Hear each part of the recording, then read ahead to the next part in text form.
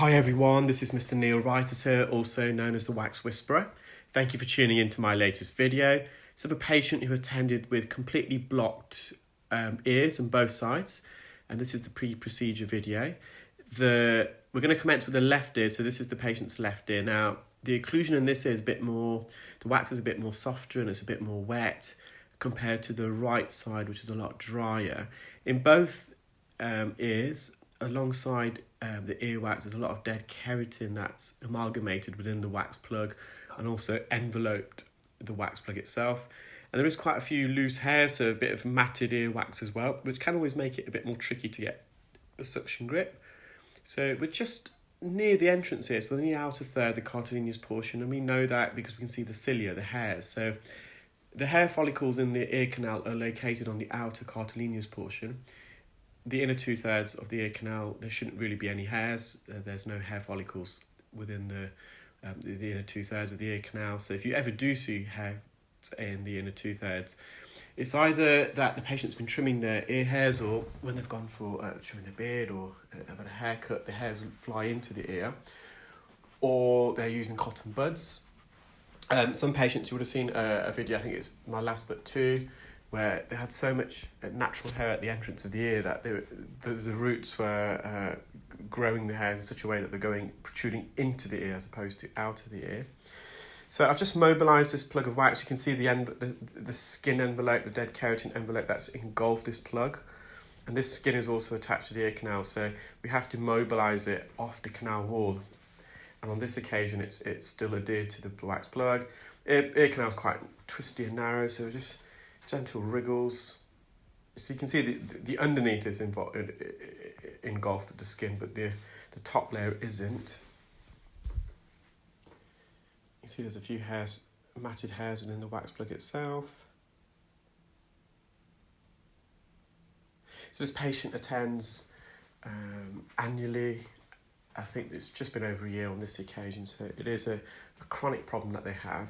In terms of frequency of earwax impaction, it can range. So when people ask me why do they get wax and how often they would need to come and have it removed, on average, so this is a UK population, it may differ across different cultures and climates, for example.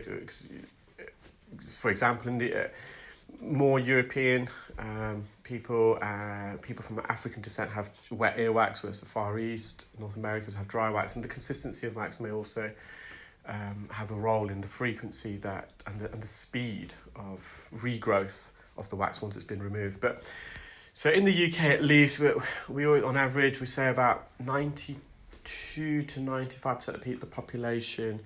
We all have wax, but it doesn't cause many problems. There's no impaction of wax. So around 5 to 8%, unfortunately, suffer from blocked ears. Now, earwax, in terms of regrowth, I've got one client that has to attend every, I would say, 2 to 3 months. So it's probably I've got 2 or 3 actually. It's almost like we removed the wax, and as they're walking out the front door, the wax is coming back. And I've got some clients every 5 or 6 years. On average, I'd say about 1.5 years as an average, if I was to average all my clients. They often ask what they can do, and there's no magic cure, unfortunately. It's more don'ts than do's. So don't poke in your ears, don't get water in your ears. You may wish, once you've had the wax removed, because we say avoid water in the ears, water is really bad for the ear.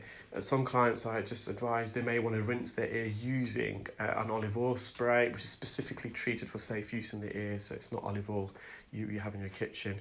And I ask those patients to tilt the ear that they're putting the drops in so it's facing the ceiling, fill up their ear completely with the olive oil, leave it for 5 minutes so it's softening any wax, and then they must tilt back. So I'll come back to that. Since the patient's eardrum then, well, you might have missed that, but it's the same on the right side. You'll see loads of tympanosclerotic plaques, and I'll come on to that in a moment. So you soak the ear with the olive oil, leave it for 5 minutes, and after 5 minutes, I ask the patient to tilt their head the opposite way, so the ear that the drops was in is now facing the floor. And then you can put a bit of tissue underneath the ear to collect the oil as it's drizzling out. So you're hoping, as this oil is coming out, it's taking out with it any softened wax. If you don't drain the ear, what will happen, the wax will soften and it will drizzle further down towards the eardrum, so it's counterproductive. And they can do that on a fortnightly, monthly basis, and as long as the patient hasn't got a perforated eardrum and there's no they don't have any allergies to the oil, there's no harm really to do that. I wouldn't overdo it. I wouldn't do it too regularly, like every week or every few days. So again, clear the wax plug. We used an ear hook there because the wax was it was a lot drier, a lot more keratin, dead skin. There's a few cilia there, so I tried with the microsuction probe. It was on the suction probe. It was just too large, too dry. It wasn't really suitable for microsuction. So using the hook, came out in a big plug. Just using the fine end sucker now. We're going to peel away all this dead skin. And because we're on the cartilaginous portion here, we can put a bit of pressure against the canal wall. It's not going to be uncomfortable, but as we go deeper in the ear, we have to be very, very cautious and careful. We don't want to make contact with the bony part of the ear. You can see at the roof of the ear canal here, it's a really dry piece of dead skin, keratin. And as I peel it, it's going to go towards the patient's eardrum. So on both sides, the patient's got tympanosclerosis, so that's a build-up of calcium deposits, so we call it calcification. It's typically in response to some sort of trauma, so it could be acoustic trauma over the years or sudden loud bang. The eardrum's undertaken some trauma, so it's kind of scar tissue.